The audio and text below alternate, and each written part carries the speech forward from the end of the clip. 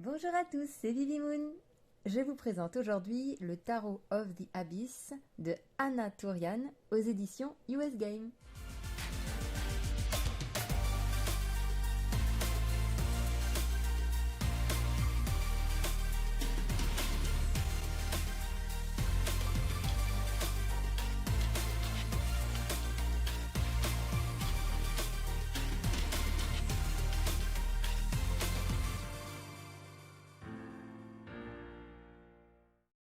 Alors ce tarot est édité en anglais uniquement et je l'ai trouvé sur le site Les Tarots de Cornelius. Alors celui-là c'est un site en français.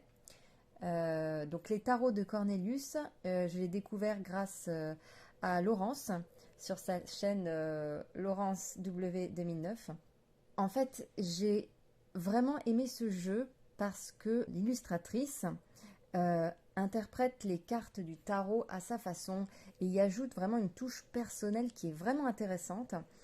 Vous allez voir, donc c'est du crayonné, j'allais dire, c'est du stylo ou du crayon, hein. Il est en noir et blanc et il est super beau. Donc ça arrive dans une boîte rigide. Voilà. On a le petit guidebook. Voilà. Bon, il est en anglais, mais pour ceux qui arrivent à comprendre ou qui peuvent éventuellement se faire aider pour le traduire, je pense qu'il est très intéressant pour avoir jeté un petit coup d'œil dessus, parce qu'on a des informations qui nous permettent de comprendre un petit peu mieux l'approche de l'auteur par rapport à certaines cartes, ce qu'elle a voulu faire passer comme message. On reprend bien sûr toujours certains codes du Rider-Waite, il n'y a pas de souci, mais par rapport à ce qu'elle ajoute, les éléments, ou voilà, son approche à elle, eh ben, elle l'explique un petit peu. Et je trouve ça vraiment intéressant. Alors, moi non plus, hein, je ne suis pas bilingue, hein, mais très honnêtement, je crois que c'est un des premiers jeux de tarot où je suis vraiment intéressée par l'approche de l'auteur, de l'illustratrice, savoir ce qu'elle a voulu faire passer comme message autre que le message propre de la carte. Voilà, de par les éléments qu'elle a ajoutés. Voilà, donc on va tout de suite commencer. Hop, intérieur de la boîte noire. Voici le dos des cartes, qui est également du dessin. Il n'y a pas, j'allais dire, il n'y a pas de travail par ordinateur. On va dire, oui, ici pour les finitions, je pense, mais voilà, de base, c'est du crayon ou du stylo. Au niveau du grammage, on est sur quelque chose d'assez correct, je trouve, pour un tarot américain. On est pas mal. Les tranches sont neutres. Voilà. Et petite précision, on a deux cartes, la 10 d'épée et je ne sais plus laquelle, on va la voir ensemble, où il y a deux cartes, donc deux possibilités. Voilà. Alors, on va commencer tout de suite. Hop. On a le fou. Donc, on a le numéro de la carte ici. Et on a le nom en anglais, bien évidemment. Je pense que je vais enlever les bougies parce que sinon, la caméra va avoir du mal à faire le focus. Et ce qui est important, de toute façon, c'est les cartes. Le magicien. Il est intéressant parce que le magicien, on a toujours ce lien entre le ciel et la terre. Et là, on l'a clairement avec cet arbre qui a les racines plongées dans la terre et les branches qui montent vers le ciel. Et puis là, on a cette espèce de spirale hein, qui lie un petit peu les deux. Et puis lui-même, en fait, ne fait plus qu'un, fait corps avec cet arbre, donc entre les deux parties qui relient le ciel et la terre. La grande prêtresse. Et alors là, on n'a pas comment les, les colonnes. Par contre, on retrouve l'élément blanc et noir, ici avec le yin et le yang. Voilà, la lune qui est ici, les clés, un portail qui s'ouvre à l'arrière. L'impératrice, avec toutes ses fleurs. Le long de sa robe, on dirait vraiment qu'elle les lance. Alors, il y a des cartes qui sont avec un fond blanc et certaines avec un fond noir. Voilà. On a l'empereur avec les cornes de bélier qu'on retrouve ici. Là, au lieu du hiérophant, on a The Wise One, donc le sage. Je ne sais pas si on peut bien le voir là. Il est très très beau.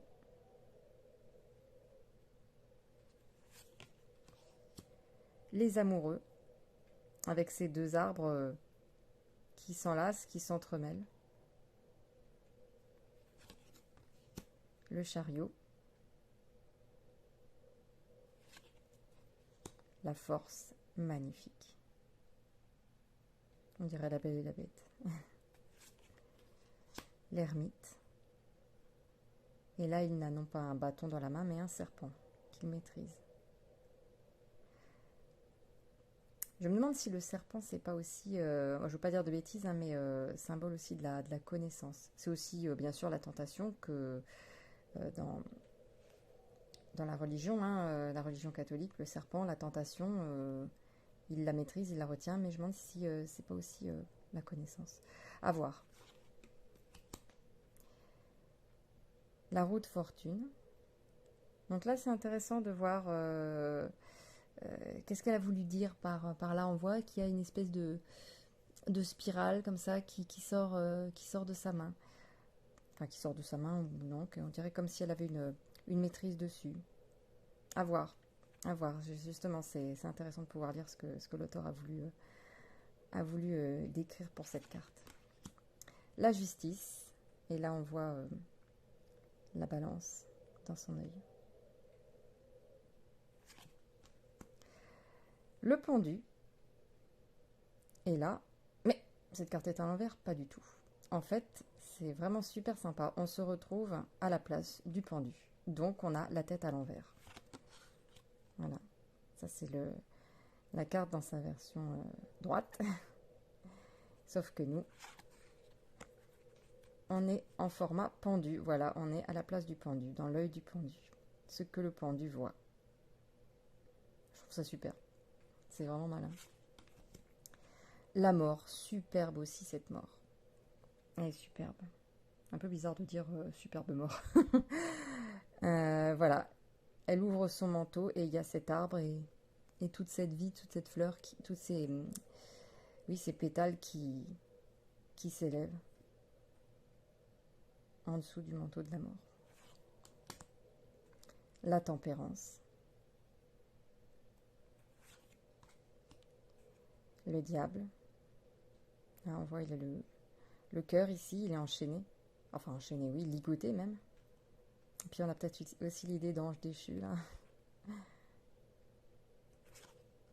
La tour, j'adore, j'adore. Super bien trouvé. L'étoile. Il est super beau. La lune.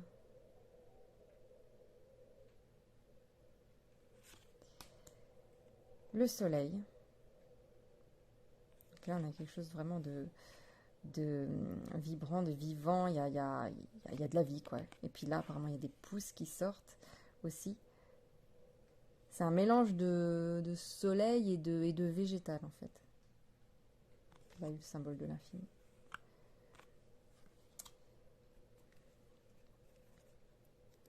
Alors là, on a Awakening, qui représente le jugement. Et je la trouve superbe aussi. On voit ici un corps mort, je suppose. Hein. Et je ne sais pas si c'est l'âme ou comme une résurrection, comme un appel. Voilà, il sort de ce corps pour aller vers autre chose. Comme une transformation. Et le monde, avec ce symbole du serpent qui se mord la queue, du cycle, de la naissance. Et du nouveau regard aussi peut-être qu'on porte sur soi, sur le monde, un œil nouveau. C'est super chouette, franchement, c'est trop beau. Alors, on passe aux épées. L'as d'épée. C'est sympa parce qu'on voit là toutes ces idées nouvelles qui jaillissent. 2 d'épée. 2 masques possibles. Des hésitations. 3 d'épée. Trop belle aussi celle-là. Avec cet oiseau qui est sorti de son cœur, qu'elle récupère. Et donc pour ce 3 d'épée, on en a 2. Donc on a celle-ci et on a celle-ci.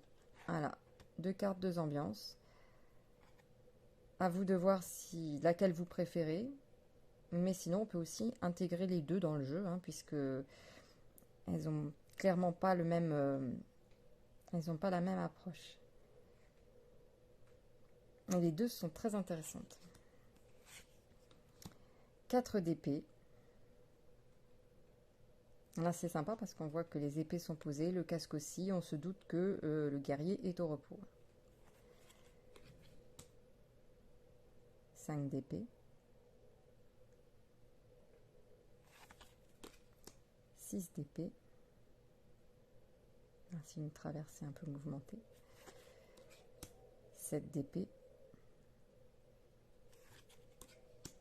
8 d'épée.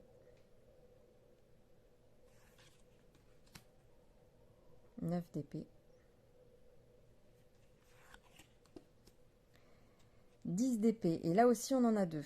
On a celle-ci, qui est moins classique, mais très intéressante. Et celle-ci, qui reprend l'imagerie un peu du Rider-Waite avec cet homme à terre et les épées plantées dans son corps. À la différence que à côté, il y a un autre homme qui arrive, presque nonchalant. Pas sûr qu'il l'aide. Hein. Donc voilà, les deux sont vraiment, vraiment chouettes. Le valet d'épée. Chevalier d'épée. La reine d'épée.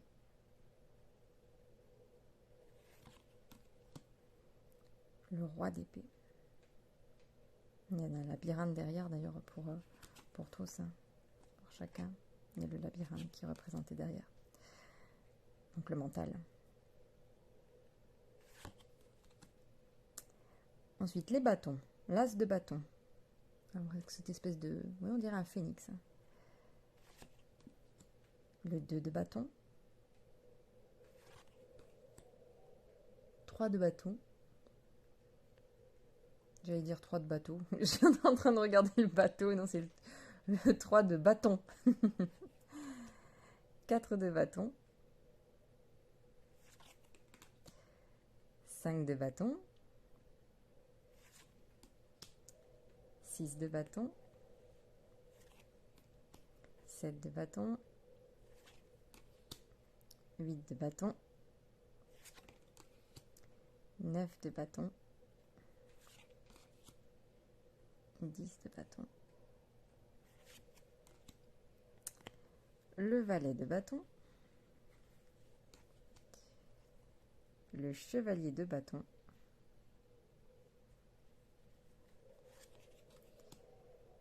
Reine de bâton. Crée la flamme. Et le roi de bâton. Lui, il crée carrément le feu. On voit aussi le symbole de l'infini ici. Ils sont dans la forêt. Hein. Il y a toujours un élément derrière. L'as de coupe, il est super beau aussi celui-là. Incroyable. J'ai dit quoi? As de... Non, as de coupe. Hein. Je sais pas ce que j'ai dit, mais... je sais pas, j'ai pas dit as de bâton. Enfin bon, as de coupe. 2 de coupe. 3 de coupe. Là, c'est pareil. On a une vision à la première personne, hein, comme pour le pendu. C'est pareil, c'est nous qui tenons la coupe et qui trinquons avec les deux personnes, avec 2 âges différents. Très sympa. 4 de coupe. 5 de coupe. 6 de coupe. L'illustratrice a fait vraiment un super travail. 7 de coupe. On voit qu'elle est dans le brouillard. 8 de coupe. Elle est magnifique aussi celle-là. J'adore. 9 de coupe. 10 de coupe. Encore une vision à la première personne. C'est nous qui donnons la main. Valet de coupe. Là, on est sur un bateau parmi les flots agités, mais alors eux, ils sont tranquilles. On voit qu'ils ont une certaine maîtrise de leurs émotions. Ils sont... Il n'y a pas de panique à bord. Hein. Le chevalier de coupe. La reine de coupe. Et le roi de coupe, lui, est carrément sur le bord. Tout va bien pour lui. On passe au denier. Avec cet as de denier. Superbe aussi. 2 de denier.